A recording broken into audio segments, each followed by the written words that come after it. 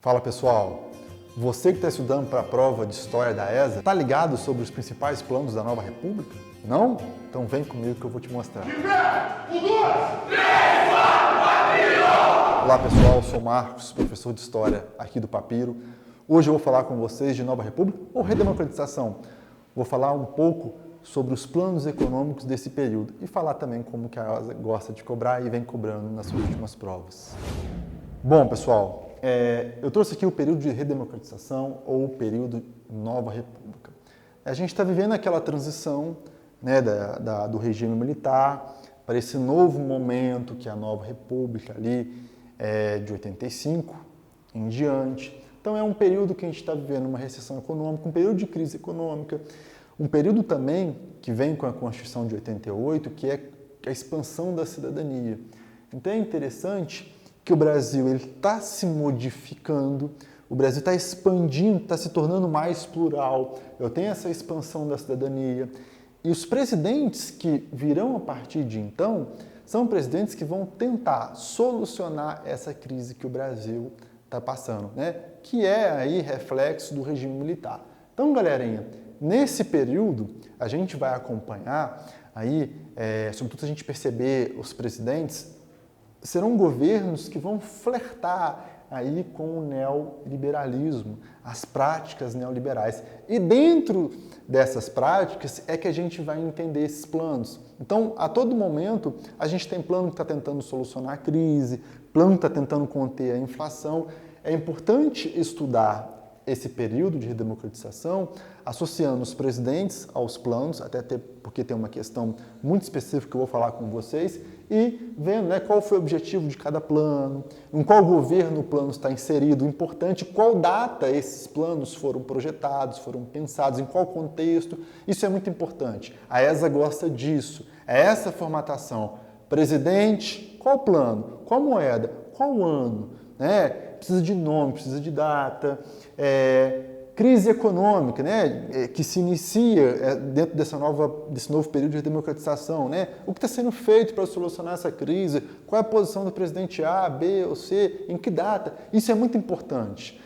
Quando eu estudo o período de redemocratização, eu estudo presidente por presidente, depois eu paro um pouquinho, estudo lá, né? Plano. O que aconteceu nesse plano? Em qual governo? É importante fazer essa divisão para poder gravar. A prova da ESA é necessário gravar a data. A prova da ESA é necessário estudar como se você estivesse montando uma linha cronológica. Então eu trouxe para vocês aqui alguns planos, né, os planos que se destacaram nesse período de redemocratização. A gente teve o Plano Cruzado, né, de 86, o Cruzado 2, o Bresser, o Verão, o Collor 1 e 2 e o Plano Real. Atenção para o Plano Real, que eu vou dar uma dica para vocês. Então, galera, quando a gente estuda o plano, a gente tem que entender o contexto. Isso é o mais importante, tá? Desse período de democratização, para a gente não errar. A gente perceber, vocês podem pesquisar sobre as últimas provas da ESA, desse período de redemocratização, lembrando que a prova da ESA, ela já veio trazendo redemocratização ou nova república. Então, nas últimas provas, por exemplo, na prova de 2018, caiu, né, uma questão sobre real. E é por isso a importância de estudar todos os presidentes numa ordem cronológica e estudar depois separado o plano, né? Como que esse plano é funcional ou foi funcional dentro do governo, qual foi o objetivo, foi pensado por quem, em qual data, quem foi o presidente, isso aqui é muito importante. Então, eu trouxe alguns aqui mais destacados para a gente pensar, tá? O Plano Cruzado, né? Por quem que ele foi proposto? Pelo ministro Dilson Funari, isso aqui é importante, já caiu na prova da ESA.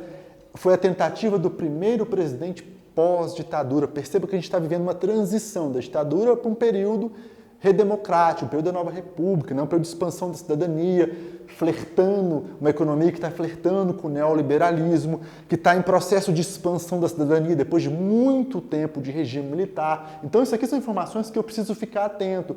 Qual que é o objetivo? A partir desse plano, a moeda brasileira passou a ser o quê? O cruzado. Mas o que aconteceu? Opa, o congelamento dos preços e dos produtos varejistas. Isso é muito importante. A ESA gosta disso demais. São pequenos detalhes que eu preciso gravar, tá? O Plano Collor. Bom, que Plano Collor foi esse? Em que período ele aconteceu? Opa, década de 90. Quem era o presidente? Fernando Collor de Mello. Ele assume a presidência, né? E tentando, olha só que interessante, por que ele vai propor o plano? Porque ele está tentando controlar a inflação. E aí, galerinha, o que é esse plano? Qual é o objetivo desse plano? O que aconteceu nesse período? O confisco da poupança, bloqueio de aplicações. Qual o objetivo ele fez isso? Bom, diminuir a moeda circulante no Brasil. Então, galera, só que isso aqui a gente vai ver, né, de forma mais profunda, que não vai tanto para frente assim, não vai ter um ponto de destaque, não vai ter um sucesso como o presidente pensava, né? Então, só algumas características para a gente ficar atento, né? Em qual governo, em qual ano, por que ele quis fazer isso, controlar a inflação, quais medidas, qual o contexto que isso foi inserido e qual foi o resultado. Isso é muito importante na hora de estudar. E por último, o mais destacado e muito especial para a prova da ESA é o Plano Real. Por quê?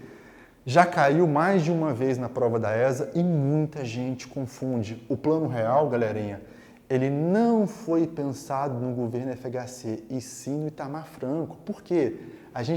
Por que as pessoas erram?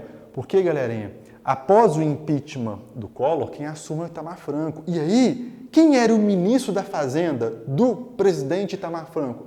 O FHC, o sociólogo. E é ele que vai pensar todo o Plano Real. Inclusive, ele vai usar esse Plano Real como slogan e como porta de entrada para a sua candidatura às próximas eleições a presidente. Então, é importante lembrar disso. Plano Real não foi no governo FHC, e sim no governo Itamar, tá? Mas, obviamente, foi pensado pelo FHC. Então, Plano Real veio após o impeachment do Collor. Quem assume a presidência é o Itamar Franco, tá? E aí, o ministro da Fazenda do Itamar, que era o Fernando Henrique Cardoso, que é ele que vai propor, né, a criação de um novo plano econômico, que vai ser o Plano Real. Bom, qual que é o objetivo desse Plano Real? A partir das medidas como corte de gastos públicos e a criação de uma nova moeda. O plano conseguiu finalmente estabilizar a economia. Fique atento nisso. Plano Real, governo Itamar, quem propôs foi o ministro da Fazenda, FHC. Beleza? É muito importante então. Estou estudando os presidentes, vou dar uma destacada aqui nos planos para poder ficar mais amarradinho na hora de estudar. Bom, pessoal, eu dei uma pincelada aqui sobre esse contexto de período de redemocratização, falei um pouquinho dos planos, dei só uma pincelada mesmo. Se você quiser saber mais, clica no link aí da nossa descrição, né, que é o nosso relatório ESA, e acompanhe o nosso canal, ativa o sininho, dá um like e até a próxima.